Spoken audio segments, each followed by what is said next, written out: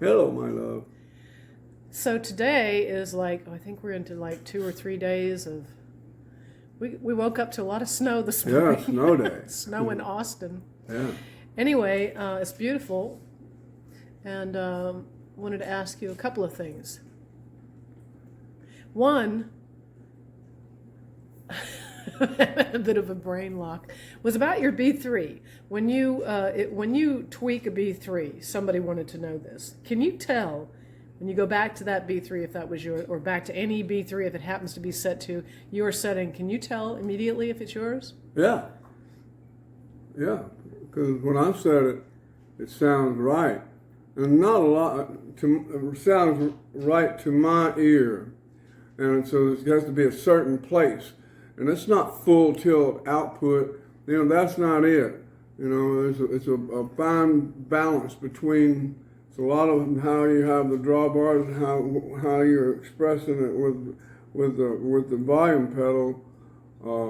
I set a Hammond organ, whether it's a B3, C3, A100. I set them to have maximum output from the organ itself, rather than trying to get it out of a Leslie, because that just sounds like broke up speakers.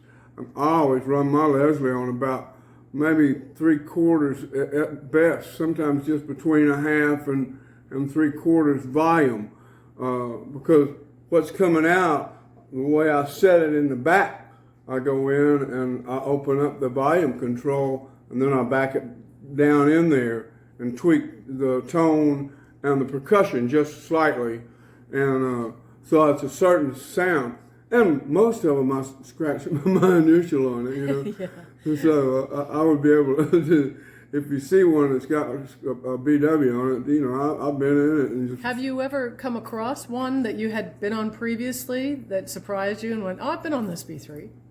One, and it was at Cherokee Studios, and I tweaked up the guy, one of the owners, B3. This is out in California. When they were in the valley, they had a big tree went through their. It was in the. They built. Don't ever build a building around a giant tree, because they're going to come down one of these days. And that's what happened to that studio, the original studio in the valley. They built it around this great big tree. The tree broke, crashed the studio. But the guys got another place, and it was right down in L.A. Right down from Hollywood. We went there. Yeah, yeah. What a great studio. Those guys, the Robb brothers. Right. Bruce Robb, and Bruce was a keyboard player. It all comes back so clear. And I went out to. He had a B3 that was set up on the kind of a modern-looking stand with chrome bass. And I just went out and I turned it on and I played it. I went, wow, that's mine. This is the same one. I said, I set this organ. I know I did. I remember it. And I asked him, was it the same organ? He said, well, we had all different stands and everything. Yeah, it was the same one I tweaked in the studio that the tree fell through. He knew it was yours. Yeah, huh? He knew it was yours. Yeah, yeah. You were the first one to cut the legs off and have them made. I was. Portable. As a matter of fact, I had when we were in England, an A100 was just too bulky for the road crew to get around. And I said, get a saw and cut that thing in half and then put some handles on it. So that's what they did. And you can look at the organs that I'm playing, and it's got chrome handles on it. That's because I got them to cut it in half. And it was easy to get around then, Well, then people started actually doing it. There's a company that does that. Yeah, specializes but I was at Studio Instrument Rentals in SSR in Hollywood. SIR. SIR, that's the one. And I had a guy build me a portable B3. Mm-hmm. And it had legs, like picnic table legs that you squeeze like that and fold it up under. And he built me this B3. And it was like, after that, and it was red Naugahyde. And after that, they started manufacturing them. So mine was one of the very first, if not the first, chopped B3s. Definitely. There's You a know. company that's what Yeah, they... now that they're everywhere, everywhere. Yeah. Makes sense to me. But we had it chopped, and I had a airline case that fit it and everything, so Dang. it was all worked out, you know. Did it ever feel awkward playing on someone else's instrument? I know, like for me as a horn player, it's Bobby Keys played my horn, and afterward it was like, ew. You know, you got your mouth on a mouthpiece. And Well, yeah. but does it? Bobby You Keys know, is a bit rough. I know it. Well, I only found that out I after. might have allowed to let him have that mouthpiece. You know? He took other people's mouthpieces. Well, I was going to say, because guitar players are that way. A lot of people are that way. Did it ever feel awkward to you to play on someone else's B3? Well, generally, they would ask me to set it, or if they didn't ask me, I'd say, "Can I set this thing, man? You know, I can make it right for you."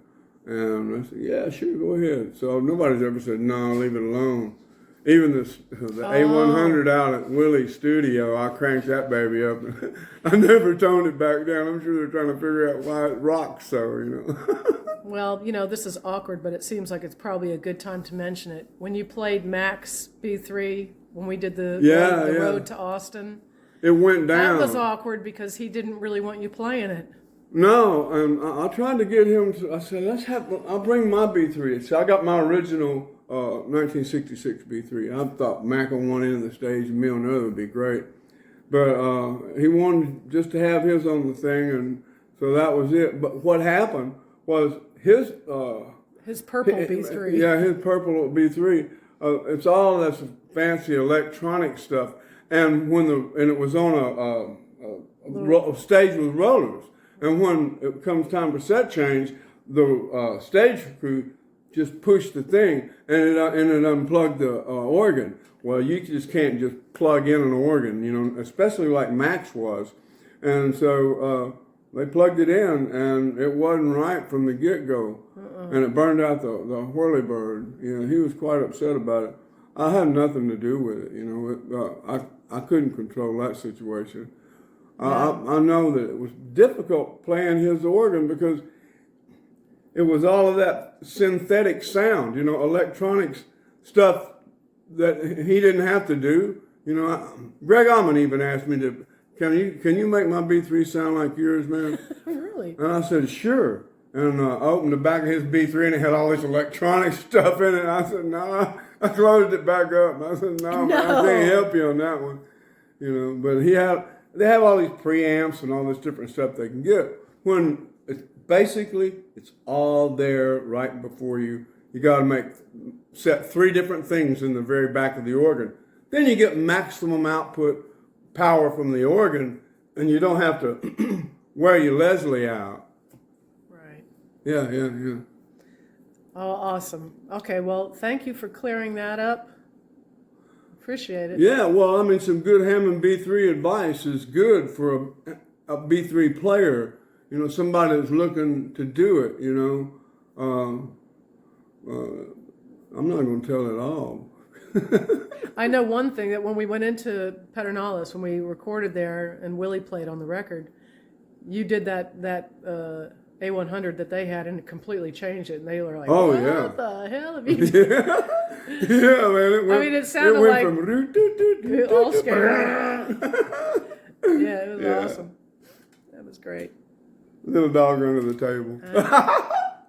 Look at her. Dad. Yeah, look at her. She's a funny little thing.